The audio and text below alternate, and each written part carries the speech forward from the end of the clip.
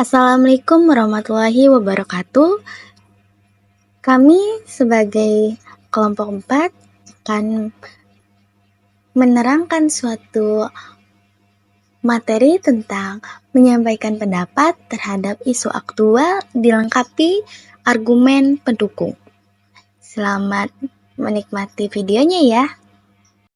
Oke guys, jadi sekarang kita masuk yuk ke materi pertama, yaitu apa sih pendapat? Dalam Kamus Besar Bahasa Indonesia atau KBBI, pendapat adalah sebuah pemikiran atau perkiraan tentang suatu hal. Jadi, pendapat adalah kita memiliki sebuah gagasan atau pikiran untuk menerangkan suatu objek yang perspektif yang memiliki sifat yang tidak objektif.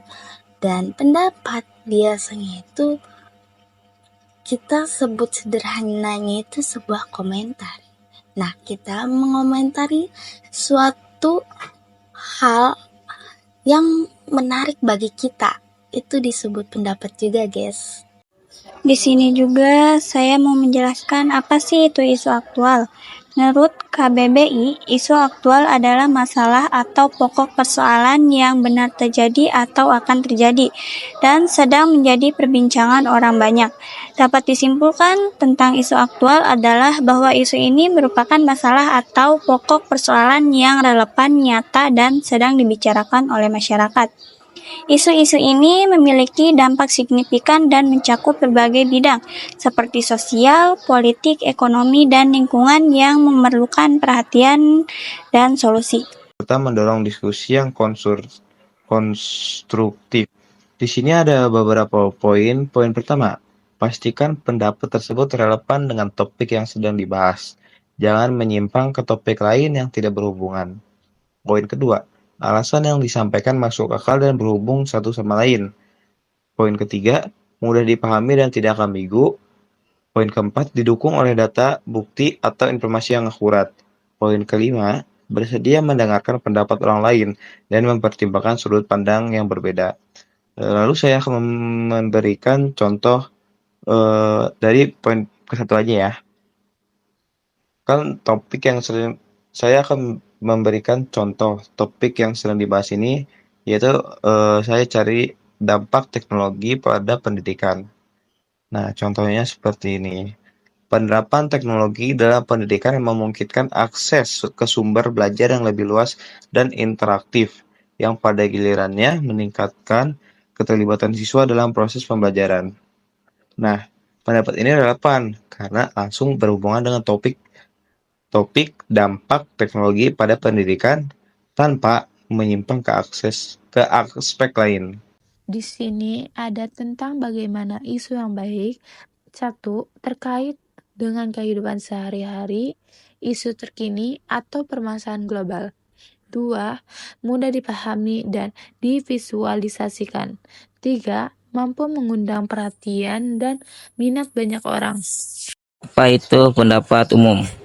Pendapat umum adalah pandangan atau keyakinan yang dianut oleh sebagian besar orang dalam suatu kelompok atau masyarakat pada suatu waktu tertentu mengenai suatu topik, masalah, atau isu. Kalian tahu bahwa pendapat akan mendekati fakta apabila ditunjang dengan data yang kuat.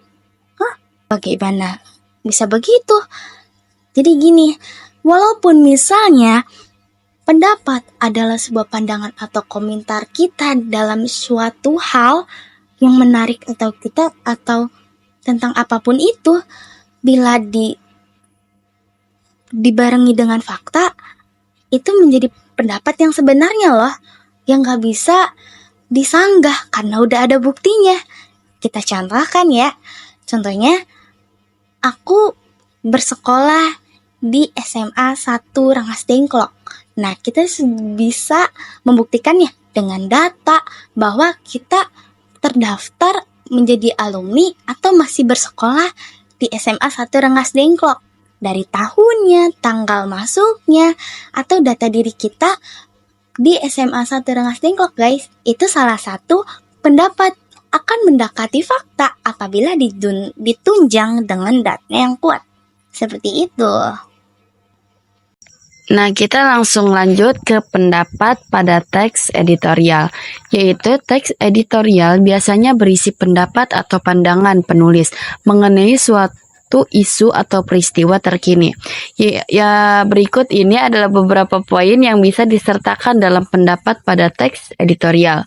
Yang pertama ada pendahuluan, yaitu memperkenalkan topik yang akan dibahas. Yang kedua ada argumentasi, yaitu menyampaikan argumen utama yang mendukung pendapat penulis. Ini bisa berupa data, fakta, atau contoh yang konkret. Yang ketiga ada kontra argumentasi, yaitu mengakui argumen lawan dan memberikan bantahan yang logis. Yang keempat ada implikasi, yaitu membahas konsekuensi dari masalah yang diangkat dan bagaimana hal itu mempengaruhi masyarakat atau lingkungan. Nah, yang terakhir ada kesimpulan, yaitu merangkum pendapat dan memberikan seruan untuk tindakan atau pemikiran lebih lanjut. Nah, jadi pentingnya untuk menyajikan argumentasi dengan jelas dan logis serta mendukungnya dengan sumber yang terpercaya. Nah, kita masuk ke materi teks editorial yang pertama ya guys ya. Lalu mari kita membaca bersama-sama. Lawan bullying. Ketegasan memerangi bullying di kalangan pelajar perlu digalakkan kembali. Sebab aktivitas bullying atau perundungan merupakan kejahatan yang akan menimbulkan trauma berkepanjangan terhadap korban. Bullying marak terjadi di lingkungan sekolah. Menurut pengamat pendidikan, kasus bullying di Indonesia sudah termasuk level darurat. Berdasarkan data dari Jaringan Pemantau Pendidikan Indonesia atau JPPI, jumlah korban bullying sepanjang Januari sampai Agustus tahun 2023 mencapai 379 anak. Banyak juga ya guys ya. Hal ini tentu menjadi tanggung jawab kita bersama untuk berupaya mencegah bullying dalam hal sekecil apapun. Kebijakan terkait pencegahan kasus bullying harus segera dilakukan, mengingat jumlah lonjakan kasus yang makin tinggi. Sudah sepatutnya semua pihak mengambil peran untuk mengatasi hal ini, bukan hanya pihak sekolah, pemerintah, tetapi semua kalangan masyarakat dibutuhkan partisipasinya untuk dapat mencegah kasus bullying. Mari kita analisis teks editorial ini bersama-sama. Isu aktual. Isu aktual yang diangkat dalam teks editorial ini tentang kasus bullying. Kasus bullying adalah kasus di kalangan pelajar Indonesia. Penulis menyoroti bahwa bullying merupakan masalah serius yang membutuhkan perhatian lebih dari semua pihak. Faktanya, menurut pengamatan pendidik, kasus bullying di Indonesia sudah termasuk level darurat. Berdasarkan data dari Jaringan Pemantau Pendidikan Indonesia, jumlah korban bullying sepanjang Januari sampai Agustus tahun 2023 mencapai 379 anak. Opininya, sudah sepatutnya semua pihak mengambil peran untuk mengatasi hal ini. Bukan hanya pihak sekolah, pemerintah, tetapi semua kalangan masyarakat dibutuhkan partisipasinya untuk dapat mencegah kasus bullying. Pendapat umumnya, pentingnya memerangi bullying di kalangan pelajar secara serius dan tindakan segera dari semua pihak. Argumen pendukungnya, bullying dianggap sebagai tindakan kejahatan yang dapat menimbulkan trauma berkepanjangan pada korban. Ini menunjukkan bahwa bullying memiliki dampak psikologi yang sangat serius. Adapun data dari JPPI menunjukkan bahwa jumlah korban bullying cukup tinggi, yang mengindikasikan bahwa masalah ini sudah menjadi masalah yang serius dan meluas. Jadi, selanjutnya saya akan menjelaskan teks editorial tentang bahaya rokok bagi kesehatan Indonesia. Ada sebuah pepatah mengatakan lebih baik mencegah daripada mengobati. Pepatah tersebut memberi makna bahwa kesehatan adalah hal yang utama bagi manusia. Namun nyatanya masih banyak kebiasaan berakibat buruk pada kesehatan, tak hanya pada diri sendiri, namun juga menularkan orang lain, seperti merokok. Selama lebih dari 3 abad, industri rokok tumbuh dan berkembang di Indonesia serta bertanggung jawab pada buruknya kesehatan masyarakat. Menurut Kementerian Kesehatan, kegiatan total akibat konsumsi rokok selama 2013 mencapai 378,75 triliun, padahal nilai pasar industri saat ini ditaksir sebesar 224,2 triliun. Tak hanya membengkak dari tagihan pengobatan, angka kerugian lainnya juga diderita dari pembelian rokok mencapai 138 triliun. Kerugian ini berasal dari hilangnya produktif akibat sakit, stabilitas, dan kematian prematur di usia muda sebesar 35,4 triliun, dan biaya berobat akibat penyakit-penyakit terkait tembakau sebanyak 5,35 triliun. Tak hanya buruk bagi anak-anak, industri rokok juga semakin berbahaya karena mulai menyasar pada konsumen generasi muda, khususnya kalangan remaja. Hal ini dibuktikan dengan meningkatkan prevalensi merokok pada populasi usia 10-18 tahun, yakni sebesar 1,9% dari tahun 2013, 7,2% ke tahun 2018, 9,1% berdasarkan data riset kesehatan dasar Riskades. Hal tersebut tentu memprihatinkan.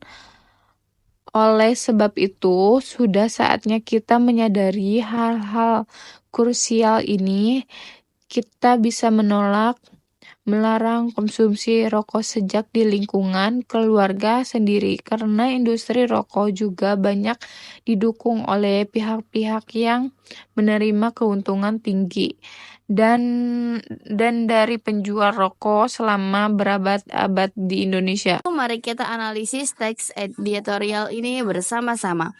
Isu aktual. Isu aktual yang diangkat dalam teks editorial ini adalah dampak buruk merokok terhadap kesehatan masyarakat di Indonesia dan meningkatkan jumlah perokok di kalangan remaja. Pendapat umum, merokok sangat berbahaya bagi kesehatan individu dan masyarakat secara keseluruhan, serta menimbulkan kerugian ekonomi yang besar. Argumen pendukung, merokok dikaitkan dengan berbagai penyakit serius seperti kanker, penyakit jantung, dan paru-paru. Konsumsi merokok juga menimbulkan kerugian ekonomi yang sangat besar bagi negara, baik dari segi biaya, pengobatan, maupun kehilangan produktivitas. Fakta, menurut Kementerian Kesehatan, kerugian total akibat konsumsi rokok selama 2013 mencapai 378,75 triliun. Padahal nilai pasar industri saat ini ditaksir berkisar sehingga 224,2 triliun. Opininya, tak hanya buruk bagi anak-anak, industri rokok juga semakin berbahaya karena mulai menyasar pada konsumen generasi muda, khususnya kalangan remaja. Saya akan bacakan teks editorial yang ketiga berjudul Perlukah Transportasi Umum untuk Kita? Dari tahun ke tahun, kemacetan menjadi masalah yang terus bertambah parah. Anekdot kemudian bermunculan seperti yang berjudul Dua di Jalan datang untuk mengkritik pemerintah mengenai kebijakannya dalam mengatur transportasi di Indonesia. Kemacetan di jalan tetap terjadi dan semakin parah. Memang hasil yang logis dari beberapa faktor, seperti meningkatnya jumlah penduduk, naiknya jumlah pembelian kendaraan pribadi, dan lambatnya pembangunan infrastruktur penghubung antar lokasi. Berdasarkan data Organisasi Kesehatan Dunia atau WHO pada tahun 2019, Indonesia menduduki peringkat ke-8 di Asia Tenggara dengan tingkat kematian akibat kecelakaan lalu lintas dengan data kematian mencapai 12,2% dari 100.000 populasi. Hal ini tentu saja dapat diminimalisasi dengan beralihnya kebiasaan perjalanan dengan menggunakan angkutan umum. Saat ini, pemerintah sangat penting dalam hal pembangunan infrastruktur transportasi, baik dari kualitas armada maupun fasilitas yang memudahkan masyarakat untuk menggunakan transportasi umum. Namun, tantangan selanjutnya adalah besarnya anggaran dan biaya yang harus dibayar untuk membangun sebuah sistem transportasi tersebut. Dengan keadaan melemahnya seluruh ekonomi di dunia, pasca pandemi berlangsung, pemerintah perlu bijak dalam menetapkan prioritas pembangunan. Keadaan ini tentunya tak hanya dihadapi di Indonesia, banyak negara lain dengan kondisi yang relatif sama, tapi cukup berhasil mengatasi masalah kemacetan tersebut dengan mengembangkan transportasi umum yang memadai. Indonesia tentunya dapat mencontoh hal positif tersebut untuk kebaikan bagi generasi selanjutnya. Namun, jika keputusan sudah dibuat, seharusnya konsisten dengan hal tersebut agar kita tidak kembali mendengar hal buruk semacam proyek mangkrak dan hal-hal negatif lainnya yang hanya menghabiskan anggaran negara. Setelah kalian menyimak pembacaan teks editorial ketiga, mari bersama-sama kita menganalisisnya ya. Yang pertama, kita menentukan isu aktual atau isu yang beredar di masyarakat atau viral ya guys ya. Isu yang diangkat dalam teks editorial ini adalah tentang masalah kemacetan lalu lintas di Indonesia dan pentingnya mengembangkan transportasi umum sebagai solusi. Lalu ada pendapat umum, yaitu pandangan sebagian orang mengenai isu tersebut, yaitu pentingnya pengembangan transportasi umum di Indonesia sebagai solusi untuk mengatasi masalah kemacetan dan kecelakaan lalu lintas yang semakin parah. Pendapat ini juga didukung oleh argumen, yaitu penulis menyoroti bahwa kemacetan lalu lintas di Indonesia merupakan masalah serius yang membutuhkan solusi segera. Adapun data dari WHO menunjukkan bahwa Indonesia memiliki tingkat kematian akibat kecelakaan lalu lintas yang cukup tinggi di kawasan Asia Tenggara. Dalam teks editorial juga kita menentukan fakta dan opini. Fakta yang terdapat pada teks editorial tersebut yaitu berdasarkan data Organisasi Kesehatan Dunia atau WHO pada 2019, Indonesia menduduki peringkat ke-8 di Asia Tenggara dengan tingkat kematian akibat kecelakaan lalu lintas dengan data kematian mencapai 12,2% dari 100.000 populasi. Dan pada opini kita memilih pada teks editorial tersebut, yaitu saat ini pemerintah sangat penting dalam hal pembangunan infrastruktur transportasi, baik dari kualitas armada maupun fasilitas yang memudahkan masyarakat untuk menggunakan transportasi umum. Nah, setelah analisis, kalian kalau misalnya kurang paham bisa bertanya ya. Terima kasih telah menonton video materi kelompok 4. Semoga ilmu yang kami sampaikan bermanfaat bagi kita semua. Wassalamualaikum warahmatullahi wabarakatuh.